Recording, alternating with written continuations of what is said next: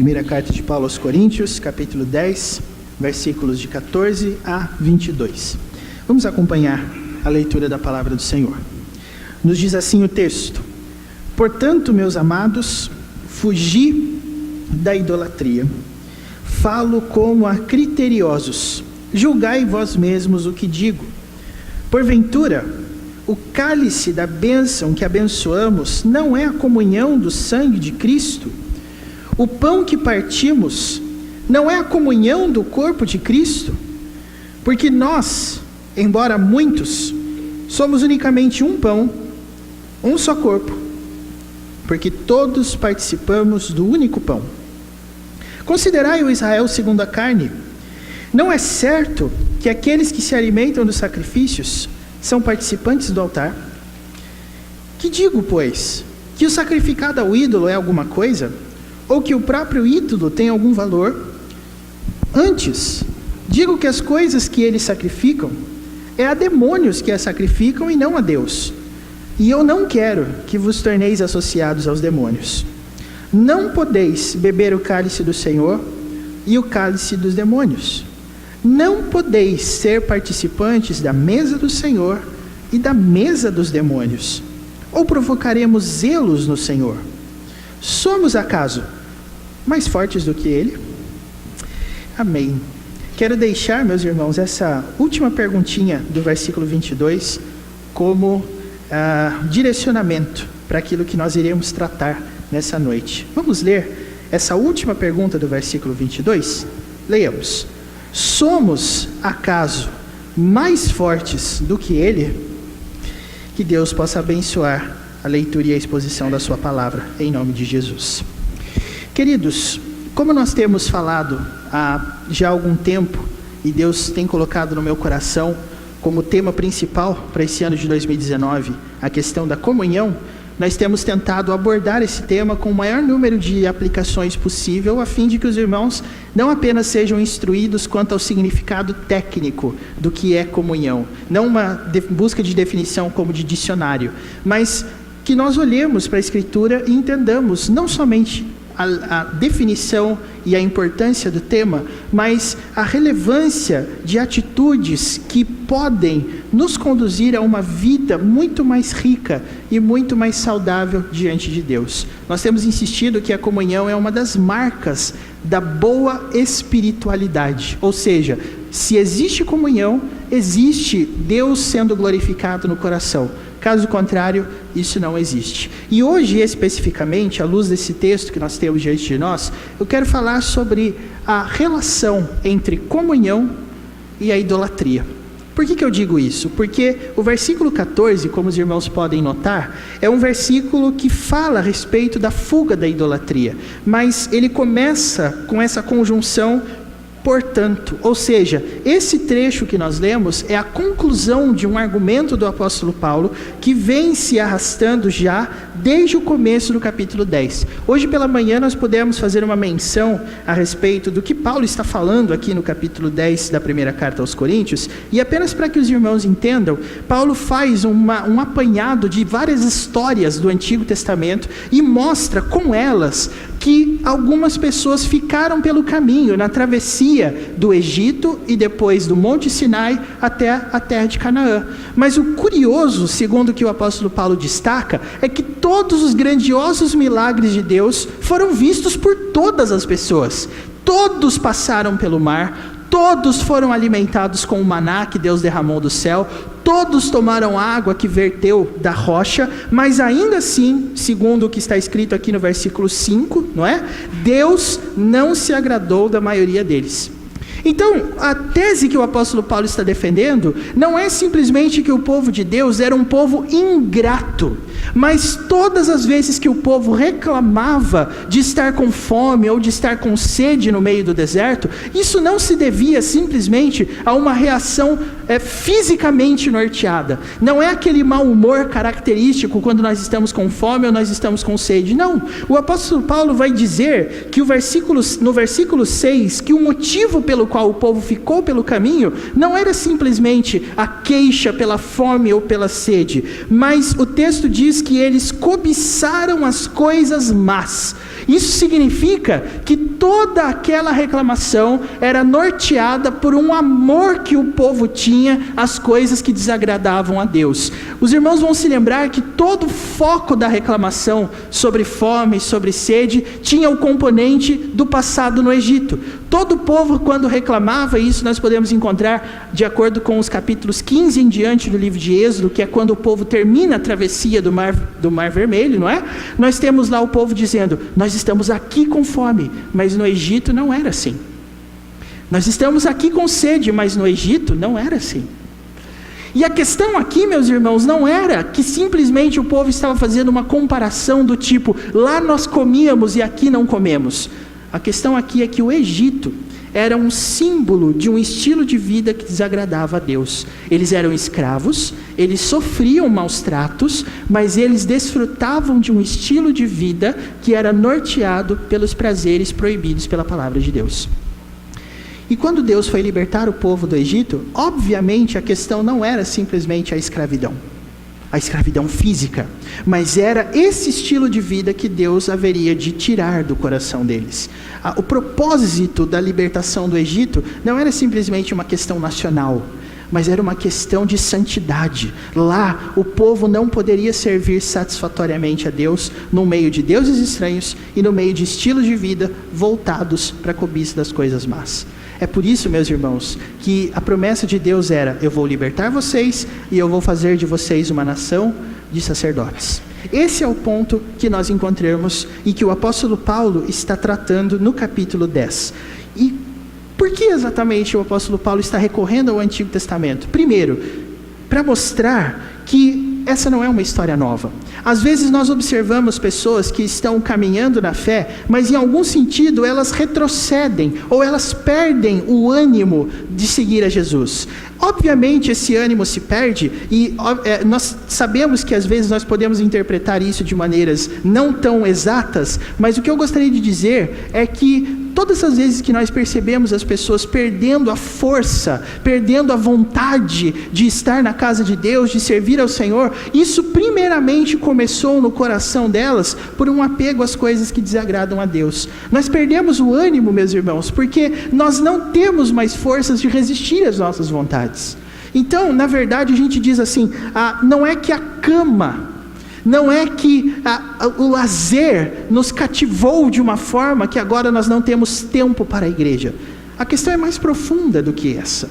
A questão não é que você precisa tratar das programações da igreja com questões espetaculares, com eventos, porque não é isso que vai manter as pessoas dentro da igreja.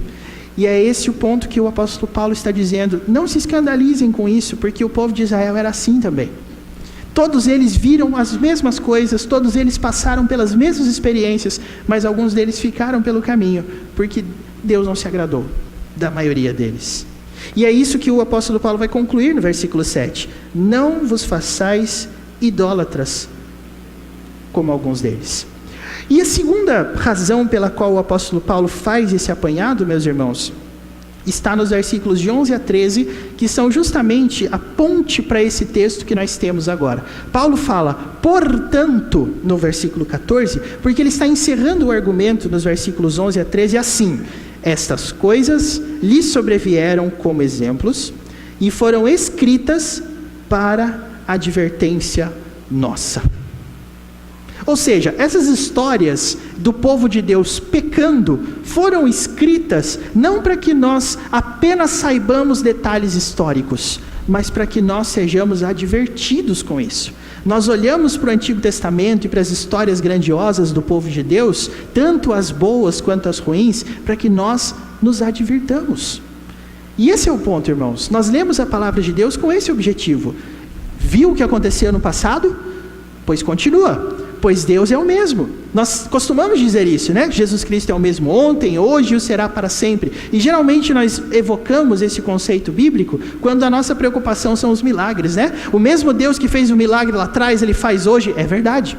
Mas o aspecto moral, o aspecto da obediência se contempla da mesma forma. O mesmo Deus que se desagradou do povo lá atrás, continua se desagradando hoje. Continua dando mostras desse desagrado hoje. E é isso que o apóstolo Paulo diz. Essas coisas foram escritas para que nós sejamos advertidos. E aí ele continua, né? De nós outros sobre quem os fins dos séculos têm chegado. Aí o apóstolo Paulo vai dar um conselho muito bom.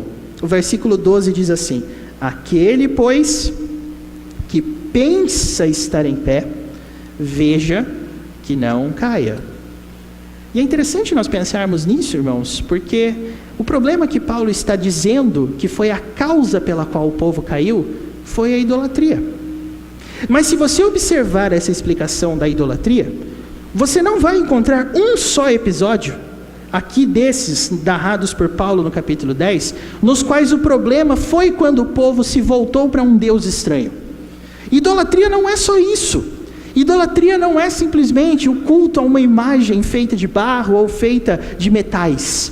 Mas qual foi a idolatria que o povo cometeu? Se você voltar para os versículos aí passados, você vai ver no versículo 7, quando Paulo fala para que eles não sejam idólatras, e Paulo dá a seguinte citação que explica isso. O versículo 7 diz assim: o povo...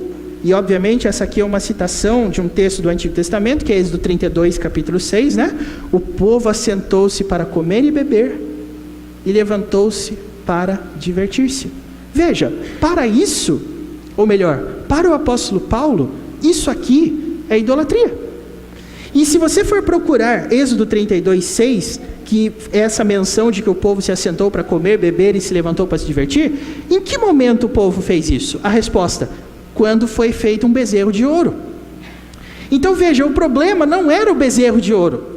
O problema foi que o bezerro de ouro foi um momento que o povo de Deus levou para poder sair do seu estado de consagração. A explicação contextual é a seguinte: Moisés subiu no Monte Sinai no capítulo 19, o capítulo 34 de Êxodo é o último capítulo, e até o capítulo 32, Moisés não tinha descido. Então, o que o povo começou a pensar? Bom, Moisés subiu, não voltou, a gente não sabe o que vai acontecer com ele, a gente não sabe se ele vai ter capacidade de guiar a nossa vida por meio das leis de Deus, então vamos fazer o seguinte: vamos parar de esperar, vamos acabar com esse assunto de consagração. E para o apóstolo Paulo, irmãos, isso aqui foi idolatria. Portanto, a questão da idolatria, como eu disse, tem muito mais a ver com uma atitude na qual você não vê mais sentido na consagração. E, obviamente, esse aqui é um ponto que faz total sentido se nós pensarmos na época que nós vivemos hoje.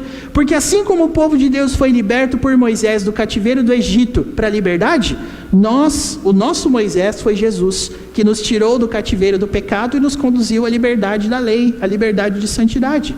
Dessa mesma forma, meus irmãos, Moisés ter subido no monte e não ter descido, e o povo esperando, tem a ver justamente com essa promessa de Deus, de que Jesus Cristo foi assunto aos céus, mas ainda não voltou. E nós estamos esperando. E a questão de estar esperando por Jesus Cristo não tem a ver simplesmente com você cruzar os seus braços e ficar aguardando por uma data que a gente não sabe quando é. Mas a questão aqui é a seguinte: nós provamos que nós estamos preparados para a volta de Cristo quando nós nos aperfeiçoamos em santidade e em obediência. É assim que nós esperamos pela volta de Cristo. E por que Paulo diz que sentar-se para comer e beber naquele caso foi idolatria? Porque o povo preferiu um estilo de vida norteado pelo prazer temporário. Ou seja, o que o povo preferiu? O povo preferiu a consagração do Deus verdadeiro ou a diversão pecaminosa do Deus falso? E quem é o Deus falso no caso? O bezerro de ouro? Não. É por isso que Paulo diz no versículo 12: aquele, pois, que pensa estar de pé, veja que não caia. A idolatria começa, meus irmãos, com uma falsa visão sobre quem nós somos. E aquele que pensa estar de pé, não está de pé, mas ele pensa que está. Então, se ele pensa que está, quais são os caminhos? Qual é a relação disso com a comunhão? Eu vou dar essas relações, meus irmãos, em 2 pontos. Quero começar nos versículos de 14 a 17, dando a primeira, e dos versículos de 18 em diante, dando a segunda relação de comunhão com a idolatria. Percebam, irmãos, Paulo diz para que eles fujam da idolatria. E como é que eles vão fugir da idolatria? O versículo 16 diz assim: o cálice da bênção que abençoamos não é o quê? A comunhão do sangue de Cristo? O pão que partimos não é a comunhão do corpo de Cristo? Porque nós, embora muitos, somos unicamente um pão, um só corpo, porque todos participamos do mesmo pão. O que Paulo quer dizer com isso? Paulo quer dizer que para que você vença a idolatria, para que você vença a atitude de pensar e estar de pé, a comunhão é exatamente o que vai te ajudar a fazer isso. Porque a comunhão é a prova de que você não se vê de forma diferente do que a Bíblia diz que você é. A Bíblia nos coloca numa situação de fraqueza, meus irmãos. A Bíblia nos coloca em situação de não ter condição de resistir aos apelos do pecado. Aqui mesmo, na primeira carta, no capítulo de número 6, Paulo vai dizer assim: fujam da impureza. E a palavra grega para impureza é porneia, todo tipo de imoralidade proibida pela palavra de Deus. Por que você acha que Paulo diz fugir da impureza, assim como ele diz também fugir da idolatria, e não algo do tipo resista à idolatria, ou lute contra a idolatria? Porque aqui, meus irmãos, é aquele pressuposto do bom senso. Você entra numa briga que você não pode ganhar, você não entra. E a briga contra a idolatria, a briga contra a imoralidade é uma briga desigual, porque essas coisas nos cativam. Não tem coisa mais cativante para nós seres humanos do que pessoas dizendo que nós temos força, que nós temos coragem, que nós temos capacidade. E se me permitam, irmãos, hoje nós vivemos um advento na nossa sociedade das ideias tidas como marxistas, que é o que o pessoal costuma chamar de esquerda, ao contrário das questões de direita. E conversando sobre isso com algumas pessoas, eu comecei a me perguntar, por que isso está tão comum? Por que feminismo? Por que machismo? Por que esses ideais marxistas estão aí sendo propagados de tudo que é jeito?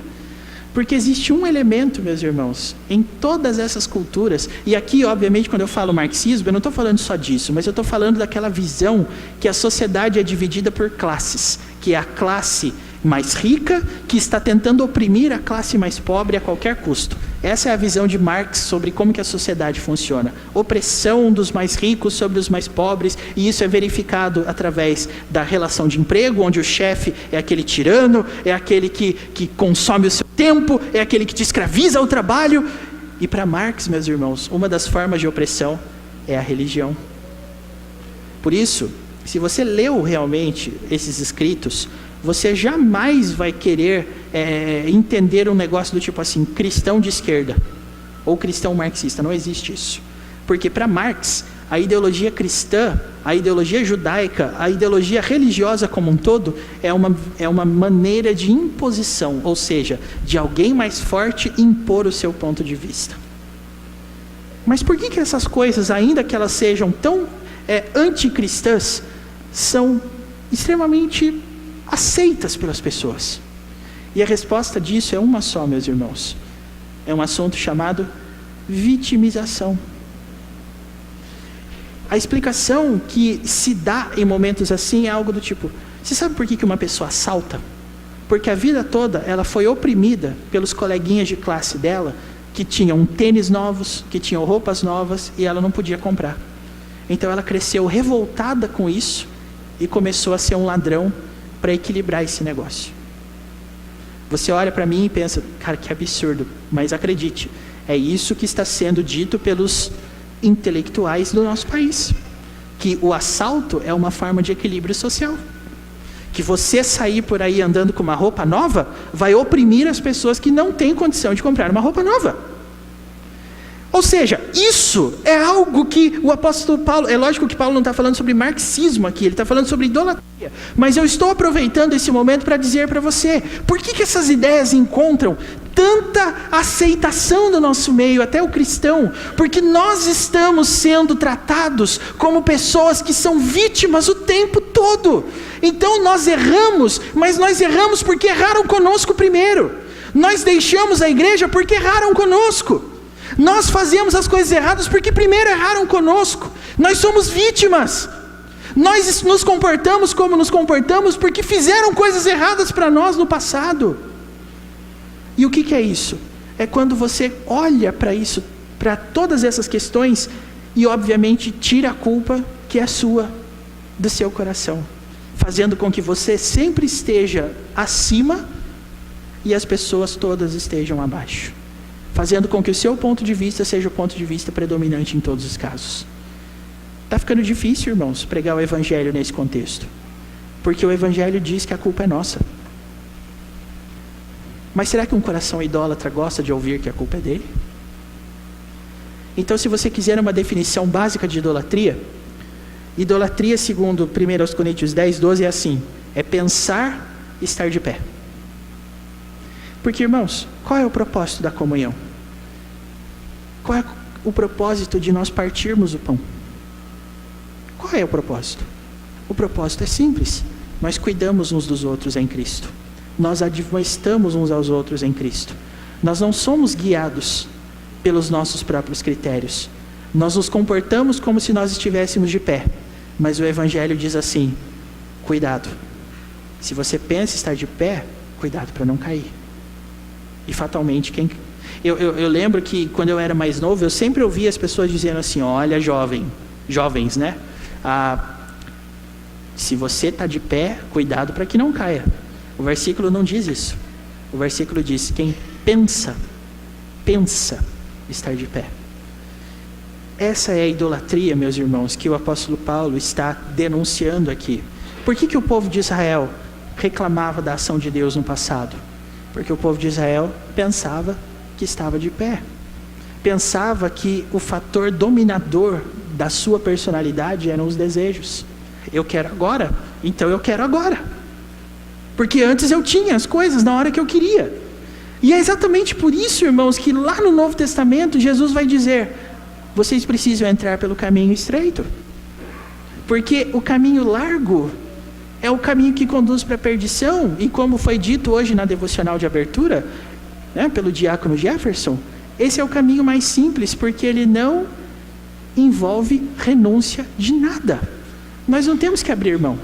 Nós só temos que ir de acordo com o que a gente quer.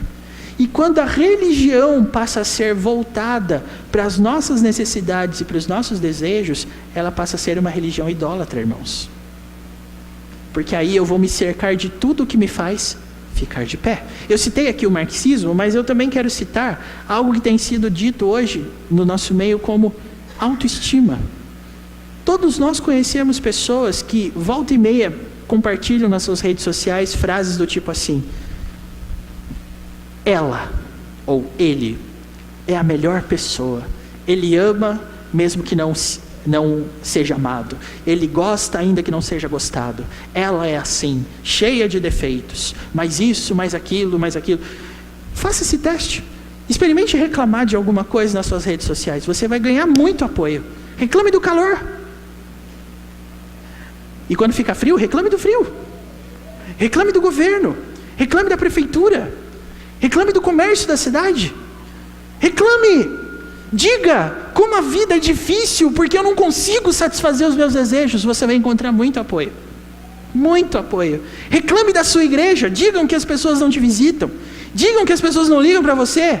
Você vai ver as pessoas dizendo: é verdade, porque eu também passo por isso, porque isso, porque aquilo, porque isso. Sabe o que isso é de acordo com o ponto de vista bíblico, irmãos? Isso é idolatria, e nós devemos fugir disso. Qual é a maneira de nós fugirmos da idolatria? Em primeiro lugar, é entender que nós somos um só corpo e participamos do único pão. E o cálice da bênção que abençoamos é a comunhão do sangue de Cristo, é o que diz o apóstolo Paulo. A comunhão é o que impede você de ser uma pessoa idólatra. Uma pessoa que só se guia pelas próprias vontades, pelos próprios desejos. Por quê? Porque pensa que está de pé. E irmãos, sabe o que é mais interessante sobre esse assunto? O versículo 13, quando fala sobre essa questão de tentações e tal, ele diz assim: não vos sobreveio tentação que não fosse humana, mas Deus é fiel e não permitirá que sejais tentados além das vossas forças.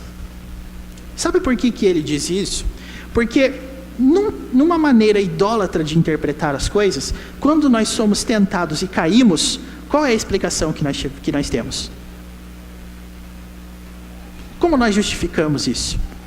Nós dizemos: foi mais forte que eu. Ou então, eu resisti, mas aí não teve mais como aguentar. Pois é, mas você não estava de pé? Você não estava lá, todo fortão, todo bonitão? Você não era o tal? Você não era o cara que, quando todo mundo se prostrava, você estava de pé? Então explica para mim, por que você caiu? É isso que o apóstolo Paulo diz. E aí ele diz no versículo 13 ainda: Deus é fiel e não permitirá que sejais tentados além das vossas forças. Pelo contrário, juntamente com a tentação, vos proverá livramento, de sorte que a possais suportar. E aqui, obviamente, irmãos, Paulo não está falando sobre provação, tá?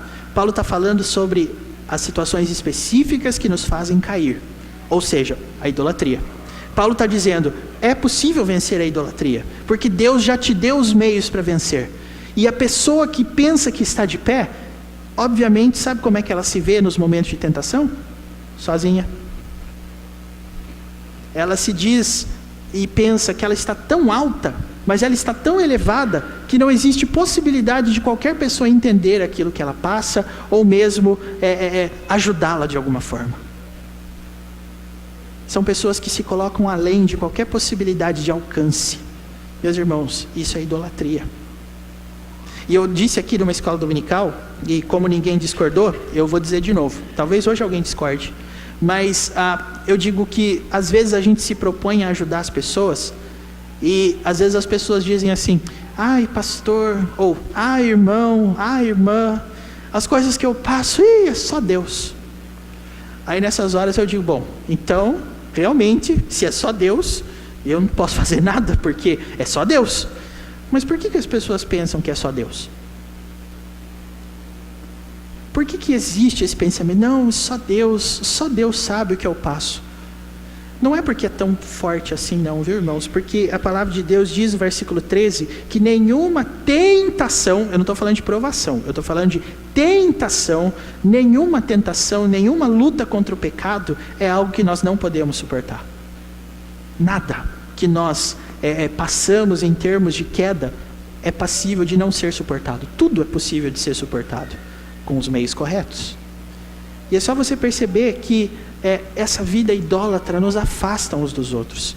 A gente não abre a nossa vida porque obviamente isso demanda uma avaliação, isso demanda uma humilhação, e a gente às vezes não está muito afim de fazer isso.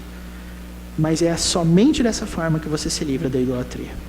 Quando você entender, existe só um corpo, um só, e existe só um pão, que é o corpo de Cristo. O segundo ponto, irmãos, está aqui a partir do versículo 18. Paulo nos manda considerar novamente o povo de Israel.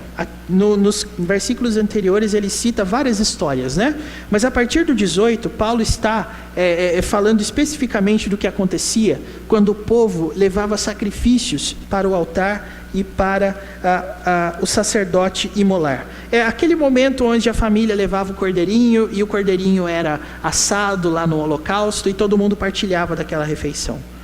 Paulo diz que no versículo 18 assim: não é certo que aqueles que se alimentam do sacrifício são participantes do altar?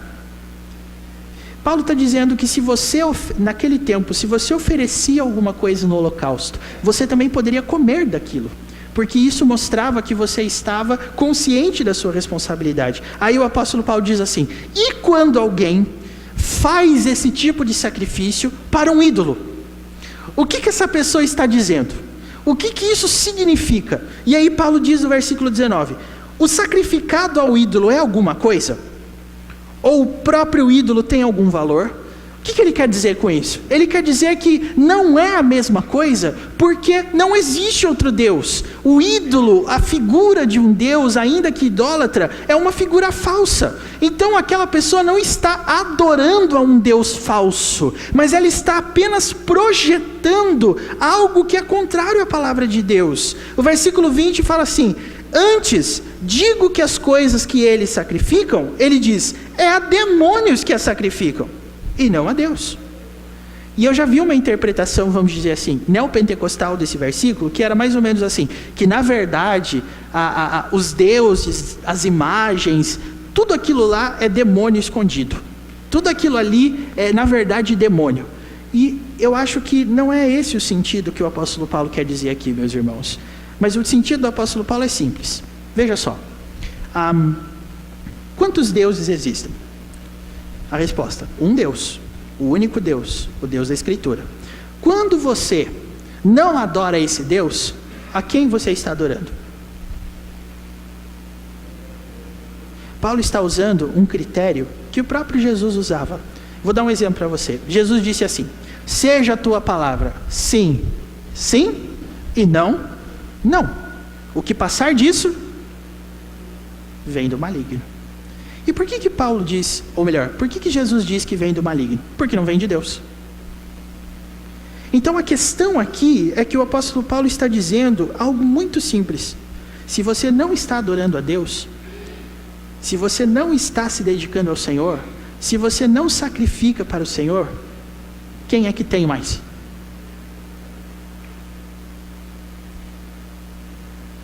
E o inimigo das nossas almas, meus irmãos, não age de uma maneira diferente do nosso pecado. Eu quero provar isso para você. Muito embora Paulo esteja citando aqui os demônios e tal, veja como que no Novo Testamento essa questão aqui é tratada. Vá um pouquinho comigo para Mateus 16. Mateus capítulo 16.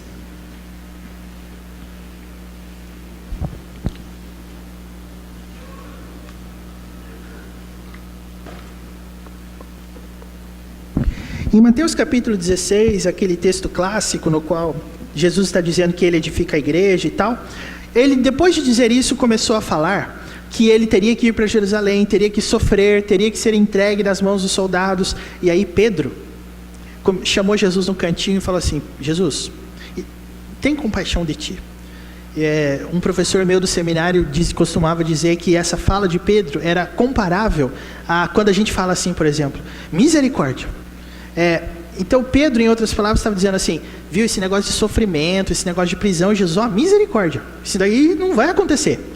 Mas veja qual é a resposta de Jesus. O versículo 23 diz assim: mas Jesus, voltando-se, disse a Pedro: arreda Satanás. Já imaginou se eu ouvir um negócio desse? Você falando e a pessoa dizer para você: sai daqui, Satanás, sai, capeta. Mas foi isso que Jesus disse. E por que ele disse isso? Olha só: tu és para mim pedra de tropeço. Por quê? Porque não cogitas das coisas de Deus, e sim, o que diz o texto? Da dos homens. Bom, qual é a conclusão que nós observamos nesse texto? O homem natural, ou seja, o homem sem Deus, escravo do pecado, pensa da mesma forma que Satanás. Por quê? Porque qual foi o pecado de Satanás? A idolatria do seu próprio ser. Qual foi o pecado do ser humano? A idolatria do seu próprio ser. O homem podia estar morando no Jardim do Éden até hoje, queridos. Por que não está mais? Porque ele decidiu seguir regras próprias. Em outras palavras, ele disse assim: o Deus verdadeiro não é mais o meu Deus, não é mais essa lei que eu vou seguir, mas eu vou seguir as minhas, porque eu sou o meu próprio Deus, eu mando em mim. E é isso que o apóstolo Paulo está falando aos coríntios, queridos. Se em primeiro lugar a idolatria e a comunhão se relacionam no sentido que a comunhão te ajuda a fugir da idolatria, Em outras palavras, o apóstolo Paulo vai dizer assim: uma vida sem comunhão é uma vida de serviço a Satanás. Uma vida sem comunhão não serve a Deus, serve a você mesmo, que é a maneira de agir de Satanás. O versículo 21, aqui de 1 Coríntios, pode voltar para lá, vai dizer: não podeis beber o cálice do Senhor e o cálice dos demônios. Não podeis ser participantes da mesa do Senhor e da mesa dos demônios. O apóstolo Paulo está deixando bem claro que se você se alimenta da mesa do Senhor, e obviamente é um dia propício porque a mesa do Senhor está aqui, hoje montada, mas eu acredito que Paulo tinha muito mais do que simplesmente a mesa do Senhor literal sendo montada, a Santa Ceia. O apóstolo Paulo tinha em mente a seguinte mentalidade, que o próprio Jesus disse: você não pode viver para 2 senhores ao mesmo tempo. Então, você tem que decidir em qual mesa você vai comer. Você vai comer na mesa do Senhor ou você vai comer na mesa de Satanás? Meus irmãos, uma vida que é voltada para os próprios prazeres é exatamente a vida que expulsou Satanás do céu. Você quer viver como Satanás? E aí você pode até pensar, mas o que tem a gente buscar a nossa própria felicidade? O que tem a gente buscar a nossa própria alegria? E a resposta que Paulo dá é o versículo 22. Lembra da primeira pergunta que nós lemos aqui? Por acaso a gente é mais forte do que Deus? O que faz você pensar que você tem forças para controlar a sua própria vida? Por acaso você é mais forte do que Deus? E saiba, é idolatria por isso, porque eu destituí o Deus soberano do lugar dele, e eu coloquei outra pessoa lá, eu. Em outras palavras, é exatamente isso que eu estou dizendo, eu é que sou mais forte. E eu acredito também que isso, talvez soe um pouco chocante, mas é só para você ter uma ideia. Às vezes nós vamos ser confrontados pela palavra de Deus num texto claro, que denuncia com todas as letras a conduta errada que nós estamos vivendo, e às vezes nós vamos ouvir, eu não sei se você já passou por isso, mas quando a gente confronta biblicamente alguém que está num caminho de idolatria, num caminho de auto-amor, de autoestima, e a gente diz para ela que esse não é o melhor caminho, baseado na palavra de Deus, às vezes eles vão contra-argumentar assim: mas não é bem isso que a Bíblia fala. Mas não é bem assim. Então eu queria perguntar para você, como é que é? Se você é capaz de negar um versículo tão claro como este aqui, então eu lhe pergunto, qual é o seu objetivo? E o que o apóstolo Paulo está denunciando aqui é que esse não é um bom objetivo. Isso é comer na mesa do diabo. Isso é comer o banquete do diabo. Isso não é servir a Deus. Irmãos, não é saudável fazer isso. Por acaso nós somos mais fortes do que Deus? E apenas para você ter uma ideia, muito embora não apareça nada aí na sua Bíblia, nem na minha, mas esse versículo 22, as 2 perguntas que tem aí, são perguntas que Paulo extraiu, obviamente, do Antigo Testamento. Vá agora, finalmente, para nós encerrarmos, para Deuteronômio capítulo 32. Em Deuteronômio capítulo 32, Moisés está cantando, certo? E nesse cântico, nós temos as palavras que Paulo cita em 1 Coríntios 10.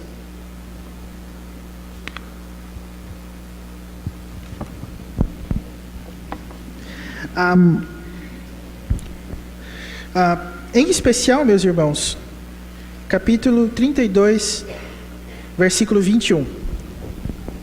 O versículo 21 tem exatamente as 2 coisas que o apóstolo Paulo está citando. Veja só o que diz aí. Versículo 21. A zelos me provocaram com aquilo que não é Deus. Com seus ídolos me provocaram a ira. Portanto, eu os provocarei a zelos com aquele que não é povo. Com louca nação os despertarei a ira. talvez você fique pensando, mas qual que é o sentido de zelos aqui? A palavra correta, que na verdade deveria estar aí na sua Bíblia, é a palavra ciúme. E quando um filho de Deus abraça uma conduta idólatra, o que ele está fazendo com o Deus dele? Provocando ciúme. E sabe como é que Deus trata a idolatria dos seus filhos? Ele expõe os seus filhos ao ridículo do raciocínio que eles estão adotando. Então é basicamente o seguinte, todos os filhos de Deus que já passaram por isso, vão saber exatamente o que eu estou falando. Se algumas vezes o seu coração, filho de Deus, está sendo tomado pela idolatria dos próprios desejos e do próprio ser, sabe o que é que Deus vai fazer com você e com qualquer pessoa? Ele vai deixar você viver desse jeito. Então, já que você quer fazer o que você quer, então você vai fazer o que você quer. Mas vai chegar uma hora em que a loucura vai tomar conta da sua vida de uma tal forma que a única conclusão que você, filho de Deus, vai chegar é que tudo isso aconteceu por uma causa. E você vai começar a se perguntar, qual foi a causa? Por que a minha vida virou essa loucura toda? Por que eu estou agora sofrendo consequências e consequências? E quando você perguntar isso, Deus vai ter uma resposta prontinha para você. Foi exatamente o que você queria. Entendeu agora? É assim que Deus traz os seus filhos de volta, irmãos. Ele é ciumento. Deus vê a gente flertando com os deuses falsos e diz assim, ah é? Então vai. Vai lá experimentar essa vida. Vá lá, tire selfie na praia, tire selfie na balada, dance muito, coma muito, viaja muito, tenha experiências de prazer inomináveis, mas vai chegar uma hora que você vai ver a loucura tomando conta. E é nesse momento que você vai se lembrar. Por que isso aconteceu? E a resposta é uma só. Porque o nosso Deus é ciumento. Esse Deus fez você provar do seu próprio raciocínio. E Ele fez você entender que isso não é comer na mesa de Deus. Isso é comer na mesa do diabo. E é assim que o apóstolo Paulo termina, meus irmãos, no versículo 22. A gente é mais forte que Deus. E eu quero que você saia daqui exatamente pensando nesses dois pontos. Primeiro, como é que a gente se livra da idolatria? Com a comunhão. Apenas com a comunhão. E no segundo momento, como é que a gente se livra da idolatria? Nós temos que nos lembrar que isso é comer na mesa do diabo. Porque tudo isso tem uma motivação só. O idólatra só tem uma motivação: sustentar uma imagem de que ele está de pé. Ele não está de pé. Se você nessa noite pensa estar de pé, a palavra de Deus tem uma advertência para você. Abandone essa vida e caia e abrace a cruz de Cristo e se humilhe e saia dessa vida. Ou você é mais forte do que Deus, ou você quer provocar ciúme no Senhor. Portanto, pense nisso.